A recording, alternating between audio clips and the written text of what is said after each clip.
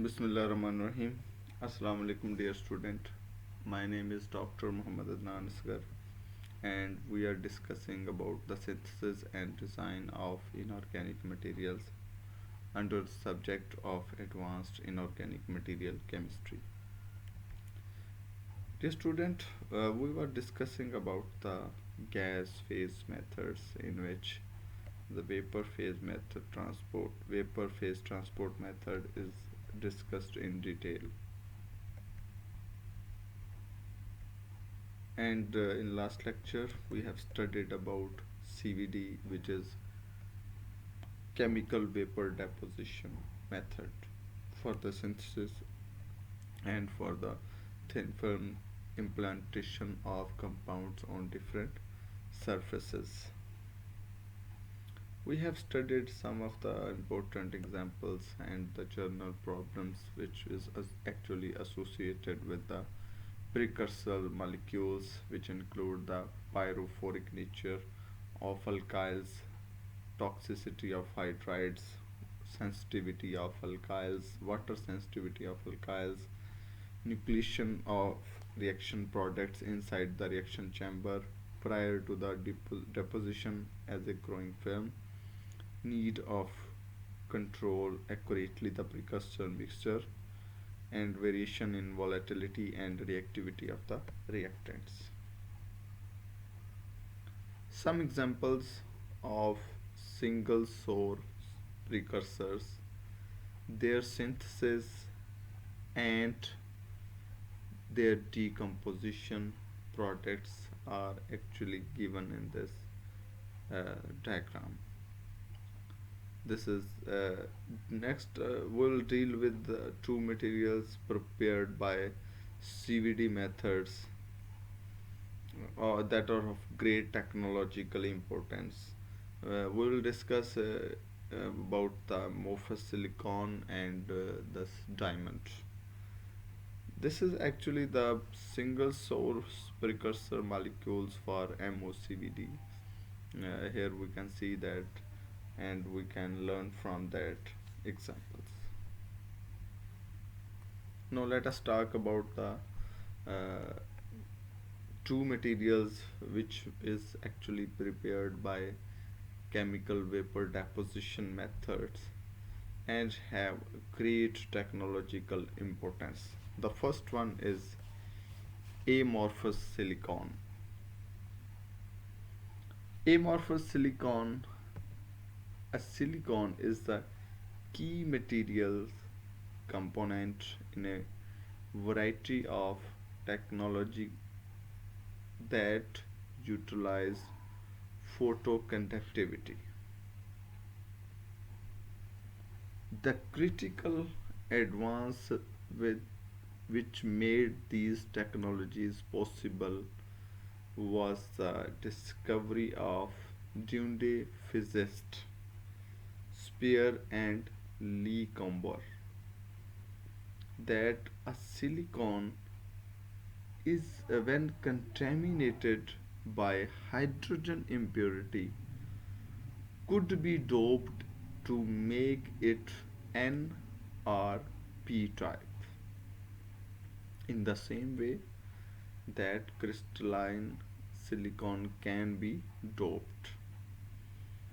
We know that quite detailed about N type and P type compounds.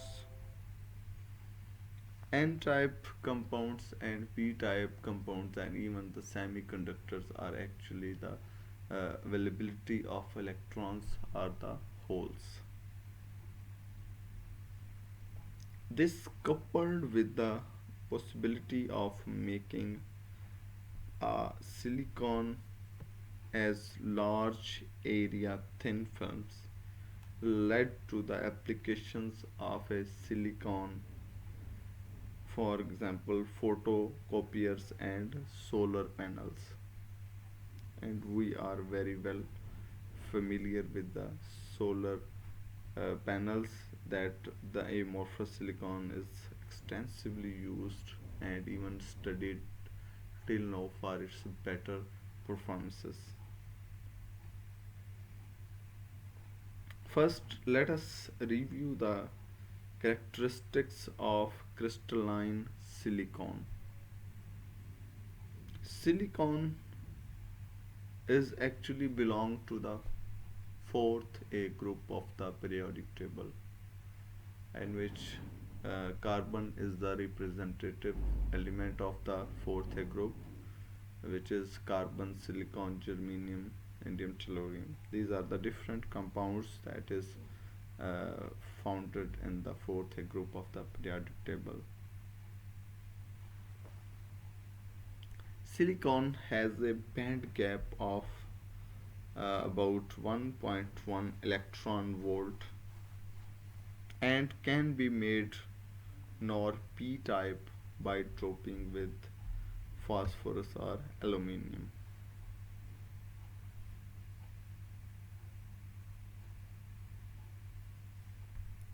For device applications, this is actually can be uh, for device applications this high purity and defect free crystals are required, which are doped selectively to create, for example, PN junctions.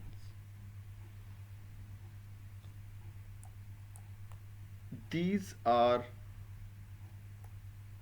either used as thin wafers cut from a single crystal bowl or are prepared as epitaxial layers.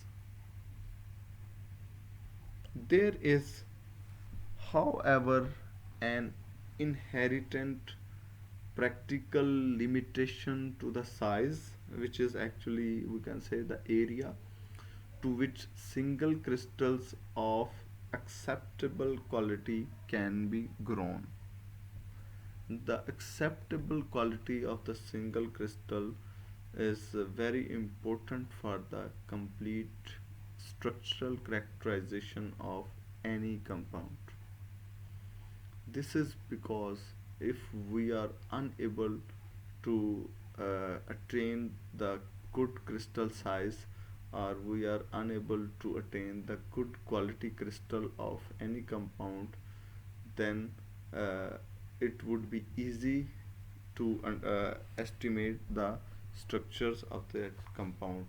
But if we are unable to attain the good quality or the size of the crystal, then it would be very difficult to collect the data by using single crystal diffractometer, and hence subsequently lead to the less authentic structural data of that particular compound.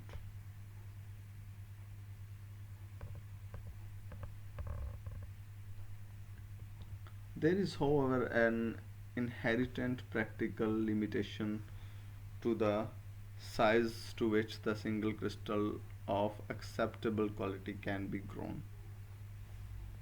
Large area thin films of silicon can be deposited by CVD techniques but are usually amorphous.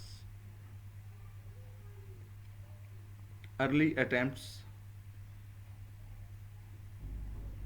to add group 3 or group 5 dopants to introduce to induce p or n type semiconductors were unsuccessful, since although the dopants could be added, they had little effect on the electrical properties. The discovery that actually triggered the interest in a silicon technology and in its application resulted from the fabrication of impure hydrogen doped silicon.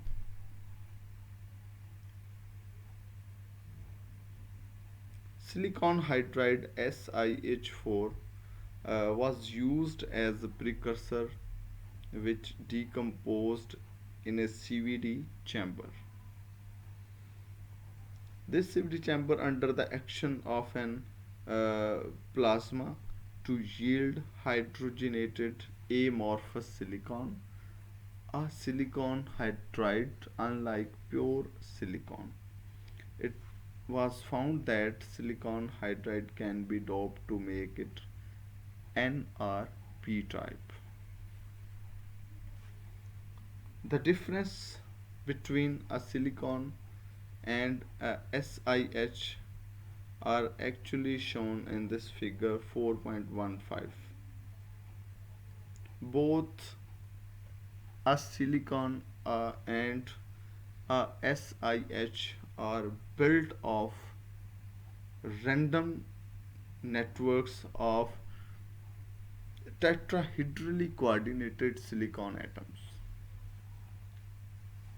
It means that they are non-crystalline analog of the diamond structure adopted by the crystalline silicon, in which each bond is a electron pair covalent single bond. In a silicon, some bonds are broken, leaving three coordinate silicon with an additional single unpaired electron, which is actually shown in A diagram. These unpaired electrons are often referred to as dangling bonds. The dangling bonds are these unpaired electrons, which are also known as dangling bonds, are readily available for covalent bond formation. And in SiH, most often SiH bonds, and is shown in E diagram here. The bond structures are shown in B and F.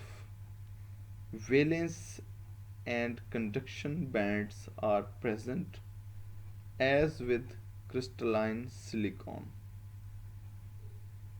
In a silicon, however, the dangling bonds form localized states or discrete energy levels at various energies within the forbidden band gap.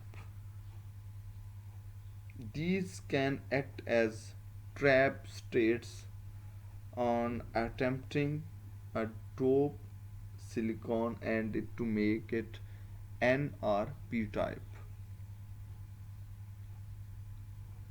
Thus, if N type group 5 dopants are added, the donor electrons may enter initially the conduction band but subsequently fall into interband traps associated with a dangling bond, which is actually shown in C diagram.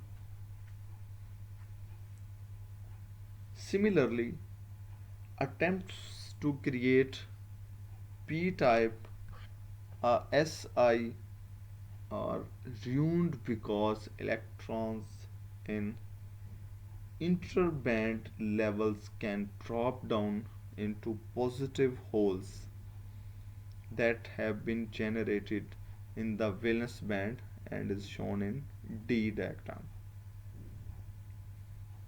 The band structure of a SiH is different because the band gap is clean and there are no interband levels associated with dangling bonds, and it is subsequently shown in F diagram.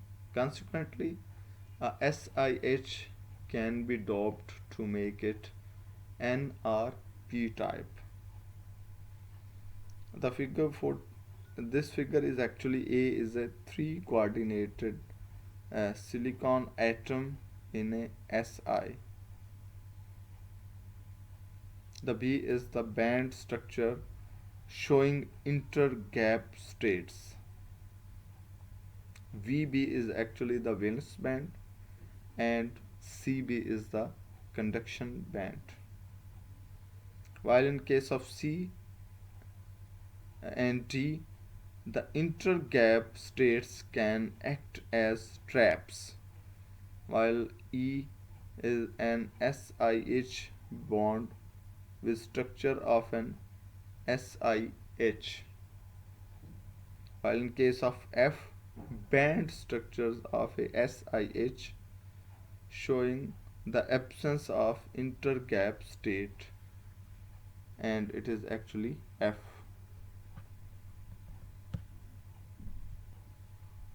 Now let's talk about the another example, which is the diamond films.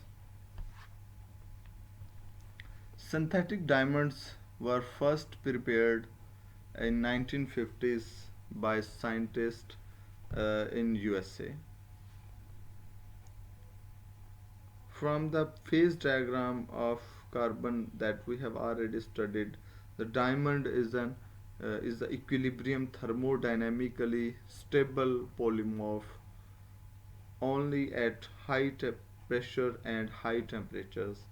High temperature and pressure would be denoted with HPHT. In order to prepare synthetic diamonds, extreme conditions like 6000 atmospheric pressure at about 1500 degrees Celsius are required. The resulting industrial diamonds find applications in, for example, mechanic tool tips. At that time, it was thought that high temperature and high pressure conditions were essential for diamond synthesis, and there seemed no way in which the constraints imposed by the phase diagram could be avoided. Now the situation has changed totally. It is possible to prepare diamond films under ordinary laboratory conditions using chemical vapor deposition method by burning certain gas mixtures in an oxyacetylene flame. The individual crystals in the films are usually small and not of gem quality, but the films offer many possibilities for industrial applications. This actually table shows that this is because diamond uh, man, has many unique and useful properties. Diamond coatings, their properties and possible areas of application. Property: if it property is hardness, then the application is machine tools. Low thermal expansion, then electronic substrate. High thermal conductivity is for abrasive applications. Semiconductivity doped for the electronic devices. Transparency in visible or IR region, window lens. Radiation resistance for microwave devices. Large refractive index for the electrophotic devices. The thermal conductivity of diamond is several times higher than that of metals like silver, but electrically it is an insulator. It is therefore used as an insulating heat sink. Diamond has highest transparency in the IR region of the electromagnetic spectrum of any substance prepared to date and has applications in IR transmitting windows and lenses. These properties, coupled with its legendary hardness, for example, it is the reference material with a hardness of 10 on the MHO scale. The resistance to chemical attack and radiation damage make it exceptionally valuable technology, provided that it can be made cheaply and in suitable form. So far, there are so many examples and the properties we have studied about the diamond, in which the most of the important one is if the property of the diamond is it have a property of hardness, and this property of hardness is quite applicable in machine tools, while low thermal expansion property of the diamond and sometimes the diamond coatings is quite applicable in electronic substrate, while in case of a high thermal conductivity of the diamond, the property of good conductivity or high thermal conductivity of diamond or its coating on different objects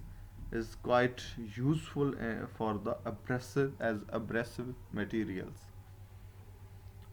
while the semiconductivity of the diamond property is quite useful for the electronic devices, while transparency in visible and IR region would help us for the application in windows and lens, while the radiation resistivity of the diamond and the diamond coatings on the different surfaces is quite applicable in microwave devices, while the large refractive index would be applicable for the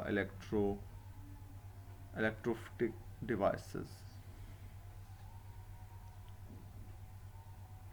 These properties, coupled with its legendary hardness, resistance to chemical attack, and even radiation damage, make it exceptionally valuable technologically, provided that it can be made cheaply uh, in a suitable form.